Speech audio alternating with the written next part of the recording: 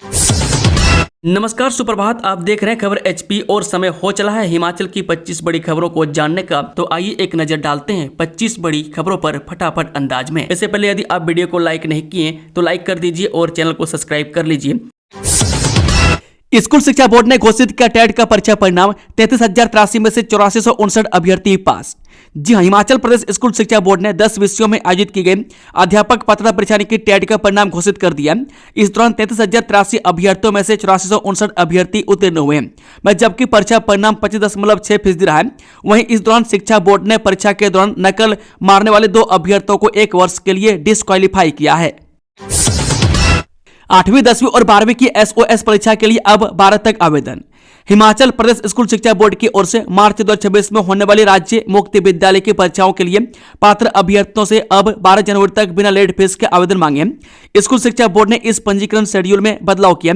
वहीं इस दौरान फ्रेश एडमिशन के लिए भी अभ्यर्थी 2,000 रुपये लेट फीस के साथ 12 जनवरी तक ऑनलाइन आवेदन कर सकते हैं। हिमाचल प्रदेश की स्कूली छात्र पढ़ेंगे अटल की कविता। सुभाष चंद्र बोस के तरुण के स्वप्न से भी सीखेंगे आगे बढ़ना। हिमाचल प्रदेश स्कूल शिक्षा बोर्ड के तहत अध्ययनरत विद्यार्थी इस बार पूर्व प्रधानमंत्री स्वर्गीय अटल बिहारी वाजपेयी की लिखित कविता कदम मिलाकर चलना होगा को पढ़ेंगे। यह कविता 8वीं कक्षा की हिंदी की पुस्तक मल्हार में पढ़ने को मिलेगी। इस कविता को national council of education research and training यानी कि NCERT ने पहले ही पढ़ाना शुरू कर दिया, लेकिन इस बार से हिमाचल प्रदेश स्कूल शिक्षा बोर्ड के विद्यार्थी भी NCERT का ही सिलेबस पढ़ेंगे, जिसके तहत वे भी 8वीं कक्षा में पूर्व प्रधानमंत्री अटल बिहारी वाजपेयी की कविता कदम मिलाकर चलना होगा को पढ़कर आगे बढ़ने की प्रेरणा लेंगे। यह कविता देशवासियों से एक साथ चलने की अपील करती है। आदर्श स्वास्थ्य संस्थानों में 300 और डॉक्टरों की होगी भर्ती। 600 नर्सों के पद मंजूर। हिमाचल के आदर्श स्वास्थ्य संस्थानों में 300 और डॉक्टरों की भर्ती होगी। इससे पहले इन संस्थानों में 200 डॉक्टरों की तैनाती की जा चुकी है। स्वास्थ्य विभाग ने इसकी प्रक्रिया शुरू कर दी गई है। यह भर्ती लोक सेवा आयोग के माध्यम से होगी। इसके साथ ही आदर्श अस्पतालों में चिकित्सा आधारभूत ढांचा भी विकसित होगा। इन अस्पतालों में digital x ray, ultrasound, CT scan और कुछ में MRI मशीनें भी लगाई जाएंगी।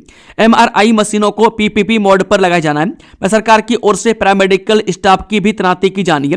हाल ही में प्रदेश सरकार ने 600 नर्सों के पदों को भरने की मंजूरी दी है। इन नर्सों को भी आदर्श अस्पतालों में लगाया जाना है। पर्यटकों के लिए रोहतांग और सिंकुला दर्रा बंद, प्रशासन ने जारी की अधिसूचना।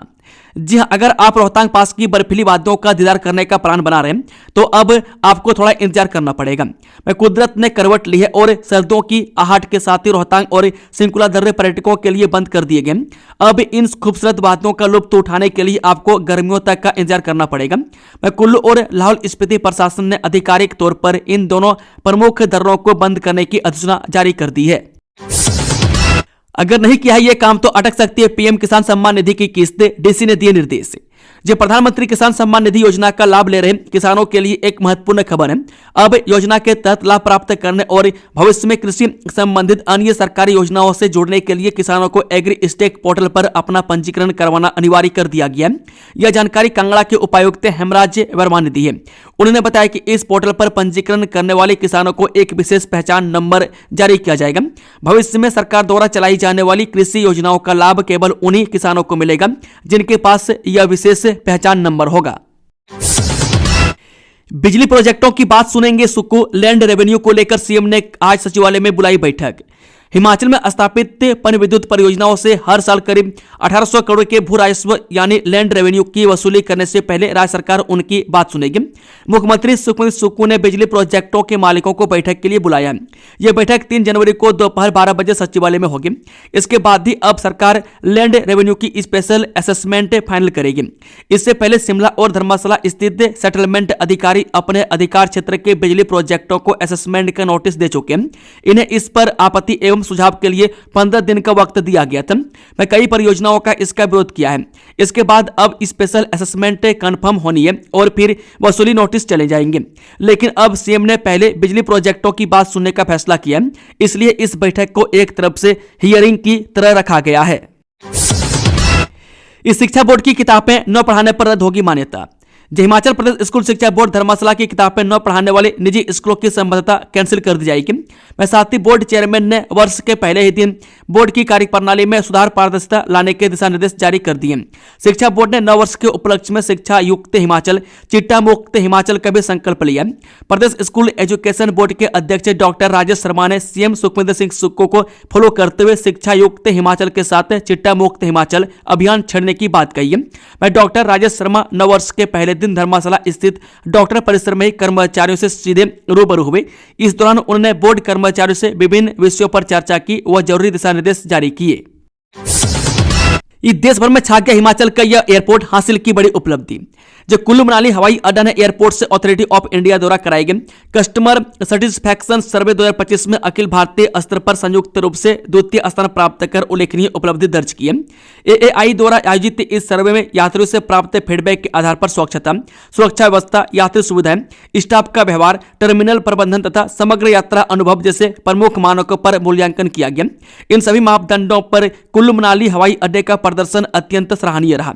भौगोलिक रूप से चुनौतीपूर्ण एवं गैर मेट्रो हवाई अड्डा होने के बावजूद उच्च स्तरीय स्वच्छता बनाए रखने, यात्रियों को त्वरित एवं सुगम सुविधाएं उपलब्ध कराने, मजबूत सुरक्षा व्यवस्था तथा सभी हितधारकों के प्रभावी समन्वय के कारण यह उपलब्धि संभव हो पाई है। धर्मशाला कॉलेज की छात्रा की संदिग्ध मौत के बाद वायरल वीडियो से मची खलबली, प्रोफेसर और 3 लड़कियों पर FIR दर्ज। हिमाचल प्रदेश के जिला कंगड़ा में धर्मशाला कॉलेज की एक 19 वर्षीय छात्रा की मौत का मामला तूल पकड़ता जा रहा है। वह छात्रा की मौत के बाद मामले को लेकर सोशल मीडिया पर एक कथित वीडियो वायरल हुआ है, जिसमें छात्रा ने धर्मशाला कॉलेज की 3 छात्राओं और एक प्रोफेसर पर मारपीट, डराने धमकाने और अश्लील हरकतें करने के आरोप लगाए। पुलिस ने मामले में केस दर्ज कर लिया है। इस जमीन से जुड़े मामलों के निपटारे के लिए सरकार ने तय की डेडलाइन, तहसीलदारों को दिए ये निर्देश।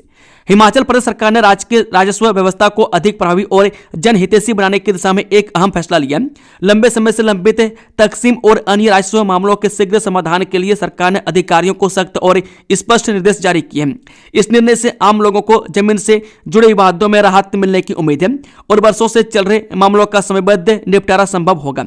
प्रदेश सरकार ने तकसीम मामले के निपटारे के लिए तहसीलदारों और नायब तहसीलदारों की जिम्मेदारी तय कर दी है। अब सभी संबंधित अधिकारी हर महीने कम से कम 12 दिन अनिवार्य रूप से तकसीम मामलों की सुनवाई करेंगे। सरकार का मानना है कि नियमित सुनवाई से लंबित मामलों में तेजी आएगी और लोगों को बार बार दफ्तरों के चक्कर नहीं लगाने पड़ेंगे। लोकसभा आयोग के चेयरपर्सन व मेंबर को अब मिलेगी इतनी पेंशन, रेगुलेशन में संशोधन की अधिसूचना जारी। हिमाचल प्रदेश लोकसभा आयोग के चेयरपर्सन व मेंबर्स को अब क्रमशः 48,000 व 45,000 रुपये पेंशन मिलेगी। यही नहीं, चेयरपर्सन व मेंबर्स को बेसिक पेंशन पर 6% सालाना बढ़ोतरी भी होगी। इस बारे में रेगुलेशन में संशोधन को लेकर अधिसूचना जारी कर दी गई है।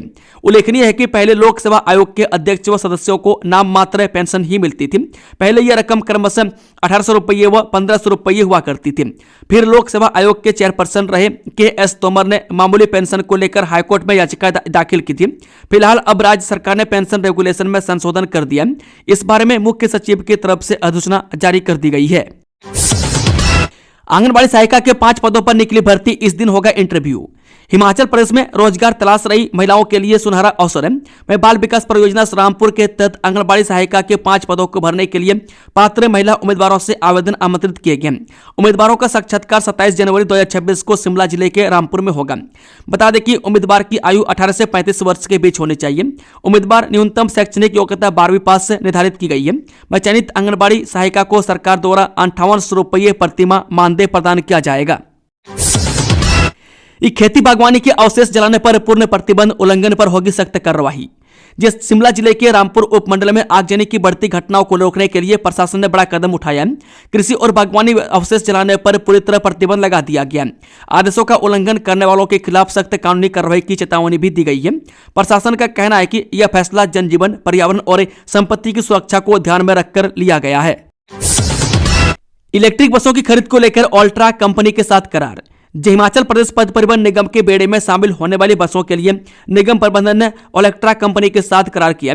निगम में अब नई बसों के रंग में भी परिवर्तन किया गया। अब नई बसों का रंग पूरी तरह से हरा किया गया। इन बसों की कीमत 1,71,00,000 रुपये तय की गई है। बता दें कि इन बसों की खास बात यह है कि इसकी बैटरी बैकअप पहले से भी बेहतर बनाया जा रहा है। पहले जहां पुरानी बसों को चार्ज करने के लिए करीब 2 घंटे का समय लग रहा था, वहीं अब नई बसों में आधे घंटे के भीतर चार्ज होनी सुनिश्चित की जा रही है। ओलेक्ट्रा कंपनी को निगम प्रबंधन ने हालांकि इसी माह 9 जनवरी तक बसों को डिलीवरी करने को लेकर ऑर्डर जारी किए, लेकिन अभी इन बसों को आने में और अधिक समय लग सकता है। निगम के बेड़े में निगम प्रबंधन द्वारा लोगों की सुविधा के लिए 270 इलेक्ट्रिक बसें लाई जा रही हैं। बता दें कि इन नई बसों के फीचर पहले लाई गई इलेक्ट्रिक बसों के काफी अलग होंगे। नई इलेक्ट्रिक बसें एक बार चार्ज होने पर 220 से 250 किलोमीटर तक चलेंगे। पहले जहां कंपनी 180 किलोमीटर रेंज वाली बैटरी दे रही थी, वहीं अब बैटरी क्षमता में जबरदस्त इजाफा किया गया है। में खास बात यह है कि ये बसें सिर्फ 30 मिनट में फुल चार्ज हो जाएंगी। धार्मिक पर्यटन को बढ़ावा देगी हिमाचल सरकार। मुख्यमंत्री सुक्खू ने धार्मिक पर्यटन को बढ़ावा देने और श्रद्धालुओं की सुविधा के लिए मूलभूत सुविधाओं में सुधार पर सरकार की प्रतिबद्धता को दोहराया। उन्होंने कहा कि धार्मिक पर्यटन विरासत और आधुनिक विकास के बीच एक महत्वपूर्ण सेतु का कार्य करता है। हर वर्ष लाखों श्रद्धालु प्रदेश के शक्तिपीठों में आध्यात्मिक शांति की खोज में आते हैं, जिससे स्थानीय आजीविका को भी बढ़ावा मिलता है। मैं गौरव कि मुख्यमंत्री ठाकुर सुखविंदर सिंह सुक्खू ने अपनी धर्मपत्नी विधायक कमलेश ठाकुर के साथ शिमला के सोगी स्थित तारादेवी मंदिर में पूजा अर्चना की। उन्होंने प्रदेशवासियों के सुख शांति और समृद्धि की कामना की। मुख्यमंत्री ने कहा कि राज्य सरकार धार्मिक स्थलों के सौंदर्यीकरण तथा नए धार्मिक स्थलों के विकास के लिए प्रतिबद्ध है। इस अवसर पर मंदिर समिति ने मुख्यमंत्री को सम्मानित भी किया। बद्दी के शीतलपुर में बसेगा नया शहर। नई टाउनशिप के लिए हिमुडा को मिली 3200 बीघा जमीन। चंडीगढ़ के साथ लगते बद्दी के शीतलपुर में हिमुडा नई टाउनशिप बनाएगा। बद्दी के शीतलपुर में टाउनशिप परियोजना को प्रदेश सरकार ने मंत्रिमंडल की बैठक में मंजूरी दे दी है। शीतलपुर में टाउनशिप परियोजना का यह प्रोजेक्ट पूरे होने के बाद प्रदेश को बड़ी आमदनी होगी, जिससे भविष्य में हिमाचल को कर्ज मुक्त बनाने में मदद मिलेगी। टाउनशिप के लिए जमीन लेने की प्रक्रिया शुरू कर दी गई है। साथ ही DPR तैयार की जाएगी। DPR के आधार पर तय होगा कि टाउनशिप को किस तरह विकसित किया जाएगा। इन परियोजनाओं से प्रदेश में बड़े निवेश से आएंगे और सरकार को स्टाम्प ड्यूटी व अन्य करों से अच्छी खासी आय होगी। टाउनशिप के प्रोजेक्ट्स का जिम्मा हिमुडा को सौंपा गया है। बीते दिनों मुख्यमंत्री सुक्खू ने अधिकारियों के साथ बैठक कर बद्दी के शीतलपुर में बनने वाली टाउनशिप को लेकर अपडेट लिया था। इस छोटी बिजली परियोजनाओं को सरकार ने दी बड़ी राहत। पन विद्युत परियोजना पर रॉयल्टी की पुरानी शर्तें लागू। हिमाचल सरकार ने 25 मेगावाट से कम क्षमता वाली छोटी पन विद्युत परियोजनाओं को बड़ी राहत दी है। कैबिनेट में हुए फैसले के बाद इंप्लीमेंटेशन एग्रीमेंट साइन न करने वाले छोटे प्रोजेक्टों के बाद अब उन प्रोजेक्टों को भी रॉयल्टी की बदली हुई दरों से मुक्त कर दिया गया, जिन्होंने इंप्लीमेंटेशन एग्रीमेंट साइन कर दिया लेकिन बिजली बोर्ड के साथ PPA यानी कि पावर परचेज एग्रीमेंट नहीं कर रहे हैं। इन्हें अब 12% फ्री पावर और 1% लोकल एरिया डेवलपमेंट फंड ही लगेगा। राज्य सरकार ने बिजली परियोजनाओं के लिए रॉयल्टी की दर एक निश्चित अवधि के बाद 12, 18 और 30% तय की थी, लेकिन इससे पहले छोटी विद्युत परियोजनाओं की अलॉटमेंट पाने वाले निवेशक इन दरों से सहमत नहीं थे। बता दें कि इसीलिए उन्होंने राज्य सरकार के साथ इंप्लीमेंटेशन एग्रीमेंट भी साइन नहीं किए।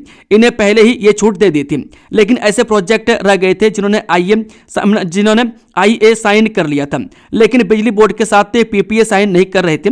इन प्रोजेक्टों की संख्या 500 से ज्यादा है और करीब 20,000 करोड़ का निवेश से इसी वजह से अटका हुआ था। राज्य सरकार ने इस मसले को घटाकर एड्रेस करने के लिए राजस्व मंत्री जगत सिंह नेगी की अध्यक्षता में कैबिनेट सब कमेटी का गठन किया था।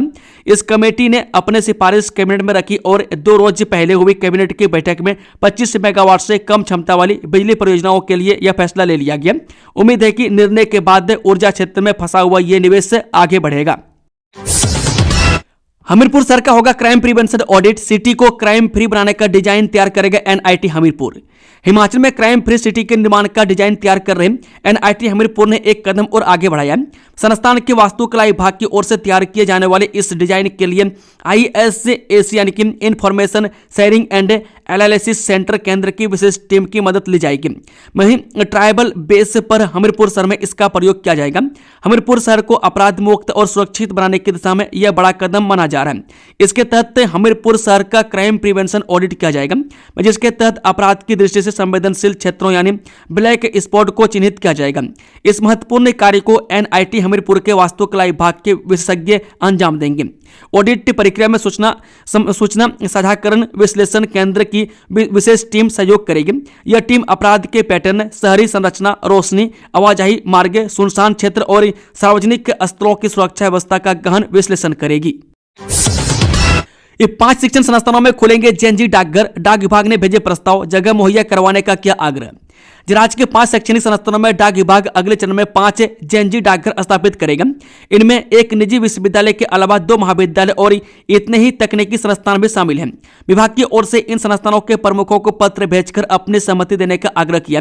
डाक विभाग ने अगले चरण में राज्य के 5 संस्थानों में JNG डाकघर खोलने की योजना पर काम करने आरंभ कर दिया। प्रस्ताव में डाक विभाग ने अत्याधुनिक डाकघरों को स्थापित करने हेतु जगह मुहैया करवाने का आग्रह किया। पता चला है कि विभाग की ओर से भेजे गए प्रस्ताव में चंबा जिला का राजीव गांधी गवर्नमेंट पॉलिटेक्निक, बनी खेत कंगड़ा के जंडोर स्थित तकनीक संस्थान, डिग्री कॉलेज नगरोटा सूर्या में संसार चंद मेमोरियल कॉलेज थुरल के अलावा सोजन जिला की सुलिनी यूनिवर्सिटी शामिल है। हिमाचल प्रदेश हाईकोर्ट ने कहा, तलाक के बाद भी धन उपहार वापसी के लिए दी जा सकती है अर्जी, जाने पूरा मामला। हिमाचल प्रदेश हाईकोर्ट ने वैवाहिक विवादों और संपत्ति के अधिकारों को लेकर महत्वपूर्ण फैसला पारित किया। अदालत ने स्पष्ट किया है कि यदि पति पत्नी के बीच तलाक की डिक्री पारित हो चुकी है, तब भी महिला धन उपहार और अन्य संपत्तियों की वापसी के लिए फैमिली कोर्ट में स्वतंत्र रूप से अर्जी दे सकती है। न्यायाधीश विवेक सिंह ठाकुर और न्यायाधीश रोमेश वर्मा की खंडपीठ ने फैमिली कोर्ट के आदेश को रद्द कर दिया। अदालत ने कहा कि अधिनियम की धारा 7 और 8 के तहत पति पत्नी के बीच संपत्ति से जुड़े किसी भी विवाद को सुलझाने का विशेष अधिकार फैमिली कोर्ट के पास है। यह अधिकार सिविल कोर्ट से भी ऊपर है। मुख्यमंत्री सुक्खू बोले, रोजगार के खुलेंगे द्वार, कड़वे फैसलों का मीठा स्वाद इसी साल से। मुख्यमंत्री सुक्खू ने कहा कि आने वाले समय में सरकार नशा तस्करों के खिलाफ कड़ी कार्रवाई करने जा रही है, नशाखोरों की कमर तोड़ी जाएगी। उन्होंने कहा कि इस साल रोजगार के अवसर भी पैदा होंगे। निश्चित रूप से सरकार की ओर से लिए गए निर्णयों का लाभ इसी साल देखने को मिलेगा। कड़वे फैसलों का आंवले की तरह मीठा स्वाद इसी साल से मिलेगा। 3 साल बाद सरकार की योजनाएं धरातल पर दिखना शुरू हो गई है। आने वाले समय में स्वास्थ्य परिवर्तन नजर आएगा। सीएम ने कहा कि सरकार तमाम फैसले प्रदेश हित में ले रही है। लोगों को सुविधा देने वाले फैसलों में अगर नियम और कानून में अड़चन आती है तो वह उन्हें बदलने में गुरेज नहीं करेंगे। मैं गांव के किसानों, युवाओं के रोजगार और महिलाओं के सम्मान में जो भी अड़चनें आएंगी उन्हें दूर किया जाएगा। एक कर्तव्य पथ पर हिमाचली टोपी बनेगी शौर्य का शिखर, अमन नेगी ने बनाया झांकी का डिजाइन। 26 जनवरी 2026 को गणतंत्र दिवस पर इस बार दिल्ली के कर्तव्य पथ पर हिमाचल की झांकी देश दुनिया के सामने वीर सपूतों और शौर्य की गाथा प्रस्तुत करेगी। झांकी का डिजाइन जवाहरलाल नेहरू राजकीय ललित कला महाविद्यालय शिमला में सहायक आचार्य अमन नेगी ने तैयार किया। झांकी के पहले हिस्से में पारंपरिक हिमाचली काठकुनी वास्तुकला की छत है, जो भूकंपरोधी तकनीक और दृढ़ता का प्रतीक है। छत के ऊपर स्थापित हिमाचली टोपी झांकी की पहचान है। टोपी के शिखर पर 4 परमवीर चक्र विजेताओं की प्रतिमाएं बनाई गई है, जो हिमाचल के वीर सपूतों को देश और प्रदेश के सबसे बड़े गौरव के रूप में दर्शाती है। झांकी में कुल 4 परमवीर चक्र, 2 अशोक चक्र और 10 महावीर चक्र विजेताओं का प्रतिनिधित्व है। पहले हिस्से में शिल्प और मूर्तियों के माध्यम से उनके शौर्य को दिखाया गया, जबकि दूसरे हिस्से में सभी विजेताओं के चित्र हैं। इसके साथ ही हिमालय पर तिरंगा फहराते सैनिकों की प्रतिमा, 2 सेना अधिकारियों की सलामी शामिल है। हिमाचल प्रदेश हाईकोर्ट ने कहा, मरीजों को आउटसोर्स कर्मियों के भरोसे छोड़ना स्वास्थ्य अधिकारों से खिलवाड़। हिमाचल प्रदेश हाईकोर्ट ने स्वास्थ्य विभाग में नर्सों की आउटसोर्स पर बड़े पैमाने पर भर्तियों पर कड़ा रुख अपनाया। मुख्य न्यायाधीश गुरमीत सिंह संधावलिया और न्यायाधीश जयलाल भारद्वाज की खंडपीठ ने सरकार को 5 जनवरी तक हलफनामा दायर करने का आदेश दिया है। अदालत ने कहा कि भर्ती नियमों में नियमित और अनुबंध का प्रावधान होने के बावजूद आउटसोर्स पर पद क्यों भरे जा रहे हैं। कोर्ट ने पाया कि 31 जुलाई 2024 तक स्टाफ नर्सों के 750 पद खाली थे, लेकिन राज्य सरकार ने केवल 28 पद ही नियमित आधार पर भरने की प्रक्रिया शुरू की। कोर्ट ने सवाल उठाया कि जब भर्ती नियमों में नियमित या अनुबंध आधार पर भर्ती का प्रावधान है, तो स्वीकृत पदों के विरुद्ध आउटसोर्स का सहारा क्यों लिया जा रहा है। कोर्ट ने टिप्पणी की कि यह प्रथा शोषण पर आधारित है और लोगों के जीवन से खिलवाड़ किया जा रहा है। आउटसोर्स कर्मियों को नियमित की तुलना में बहुत कम वेतन मिलता है, जो संविधान के अनुच्छेद 14 और 16 का उल्लंघन है। अदालत ने इसे मरीजों के अधिकारों का हनन और अनुच्छेद 21 यानी कि जीवन का अधिकार का उल्लंघन भी माना। धर्मशाला छात्रा की मौत पर सीपीआईएम ने उठाई निष्पक्ष जांच की मांग। शिमला में सामाजिक कार्यकर्ताओं ने दिया धरना। जब भारत की कम्युनिस्ट पार्टी यानी कि मार्क्सवादी ने धर्मशाला की छात्रा पल्लवी की मौत पर दुख व्यक्त किया और निष्पक्ष व उच्च स्तरीय जांच की मांग की है। वह पार्टी प्रतिनिधिमंडल ने डीजीपी हिमाचल प्रदेश से मिलकर ज्ञापन सौंपा। परिजनों ने पुलिस कार्रवाई में देरी और जातिगत उत्पीड़न का आरोप लगाया। बता दें कि सीपीआईएम के एक प्रतिनिधिमंडल ने राज्य सचिव संजय चौहान के नेतृत्व में शिमला में पुलिस महानिदेशक हिमाचल प्रदेश से मुलाकात कर ज्ञापन सौंपा। प्रतिनिधिमंडल में राज्य कमेटी सदस्य जगत राम, जगमोहन ठाकुर, राम सिंह सहित बालक राम, विवेक कश्यप शामिल रहे। गोकुल बुटेल ने पपरोला में किया 4D 5D अल्ट्रासाउंड सेंटर का शुभारंभ। निवेशकों के लिए कही बड़ी बात। जय मुख्यमंत्री प्रधान सलाहकार नवाचार, डिजिटल टेक्नोलॉजी एवं गवर्नेंस से गोकुल बुटेल ने शुक्रवार को पपरोला में ANH 4D या 5D अल्ट्रासाउंड सेंटर का विधिवत शुभारंभ किया। इस मौके पर मीडिया से बातचीत में गोकुल बुटेल ने प्रदेश की स्वास्थ्य प्रणाली में पब्लिक प्राइवेट पार्टनरशिप के महत्व को रेखांकित किया। उन्होंने कहा कि प्रदेश सरकार स्वास्थ्य सेवाओं को सुदृढ़ करने के लिए निरंतर प्रयास कर रही है और इस दिशा में निजी संस्थानों की भूमिका सराहनीय है। उन्होंने कहा कि सरकारी अस्पतालों में मरीजों की भारी संख्या को देखते हुए निजी संस्थान उन लोगों के लिए एक बेहतर विकल्प प्रदान करते हैं जो अपनी सुविधा के अनुसार शीघ्र उपचार चाहते हैं। हिमाचल में 6 जनवरी को फिर करवट लेगा मौसम, बर्फबारी बारिश के आसार। राज्य में एक बार फिर 6 जनवरी को मौसम करवट बदलेगा, जिसके चलते उच्च पर्वतीय इलाकों में बारिश व बर्फबारी के आसार बने हुए हैं। हालांकि गुरुवार शाम व रात्रि को राज्य के उच्च पर्वतीय इलाकों में हुई ताजा बर्फबारी और निचले क्षेत्रों में बारिश के बाद प्रदेश भर में कड़ाके की ठंड पड़ गई है। बीते 24 घंटों में बर्फबारी के कारण प्रदेश का औसत न्यूनतम तापमान करीब 1 डिग्री सेल्सियस तक गिर गया है। लाहौल स्पीति, किन्नौर और शिमला जिलों के कुछ हिस्सों में सबसे अधिक ठंड दर्ज की गई है। हिमाचल के इस जिले में 2 दिन रहेगी लोकल छुट्टी, डीसी ने जारी किया आदेश। जिलाधीश अमरजीत सिंह ने वर्ष 2026 के दौरान जिला हमीरपुर में 2 लोकल छुट्टियों की सूची जारी कर दी है। इस संबंध में आदेश जारी करते हुए जिलाधीश ने बताया कि जिला हमीरपुर में इस साल मंगलवार यानी कि 13 जनवरी को लोहड़ी और सोमवार 9 नवंबर को गोवर्धन पूजा के उपलक्ष्य पर स्थानीय अवकाश रहेगा।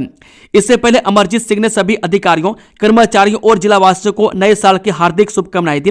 वीरवार को नववर्ष के उपलक्ष्य पर उपायुक्त कार्यालय के हॉल में आयोजित एक कार्यक्रम में उपायुक्त ने विश्वास जताया कि इस वर्ष भी सभी अधिकारी, कर्मचारी आपसी तालमेल के साथ कार्य करते हुए तथा सभी जिलावासियों के सहयोग से जिला हमीरपुर को विकास की नई ऊंचाइयों पर ले जाने में सक्षम होंगे। रोजगार का सुनहरा मौका, 10वीं पास युवाओं के लिए 150 पदों पर निकली भर्ती। 5 से 9 जनवरी तक होंगे इंटरव्यू। जी हां, अगर आप रोजगार की तलाश में हैं और कम से कम 10वीं पास हैं तो यह खबर आपके चेहरे पर मुस्कान ला सकती है। नए साल की शुरुआत में कांगड़ा जिले के युवाओं के लिए नौकरी पाने का एक बेहतरीन अवसर सामने आया है। क्षेत्रीय रोजगार अधिकारी ने 150 पदों पर भर्ती के लिए साक्षात्कार का कार्यक्रम जारी कर दिया है। क्षेत्रीय रोजगार अधिकारी अक्षय कुमार ने जानकारी देते हुए बताया कि सीस इंडिया लिमिटेड हमीरपुर द्वारा सिक्योरिटी गार्ड और सुपरवाइजर यानी कि केवल पुरुष के 150 पदों को भरा जाना प्रस्तावित है। इन पदों के लिए न्यूनतम शैक्षणिक योग्यता 10वीं पास या उससे अधिक रखी गई है। आवेदक की आयु 19 वर्ष से 40 वर्ष के बीच होनी चाहिए। चयनित उम्मीदवारों को कंपनी द्वारा 14,000 से लेकर 24,000 रुपये प्रतिमाह तक वेतन दिया जाएगा। हमीरपुर उपभोक्ता ध्यान दें, इस दिन तक भरे बिजली बिल वरना कटेगा कनेक्शन। जब विद्युत उपमंडल 2 हमीरपुर के अंतर्गत आने वाले उपभोक्ताओं को बिजली के बिल जमा करवाने के लिए 15 जनवरी तक का समय दिया गया। सहायक अभियंता सौरभ राय ने कहा कि उपमंडल के जिन विद्युत उपभोक्ताओं ने अभी तक अपने बिलों का भुगतान नहीं किया, वे इनका भुगतान 15 जनवरी तक हमीरपुर शहर के भोटा चौक पर स्थित उपमंडल कार्यालय के काउंटर पर या ऑनलाइन माध्यम से कर दें। उन्होंने बताया कि इस तिथि तक के बिल जमा न करवाने वाले उपभोक्ताओं के बिजली कनेक्शन पूर्व सूचना के बगैर ही काट दिए जाएंगे। सहायक अभियंता ने उपमंडलीय के सभी उपभोक्ताओं से सहयोग की अपील की है। दोस्तों, खबरों का सिलसिला समाप्त होता है। अगर जानकारी पसंद आई तो वीडियो को लाइक, शेयर, चैनल को सब्सक्राइब जरूर कर लें। Thank you, all the best. जय हिंद, जय हिमाचल, राधे राधे।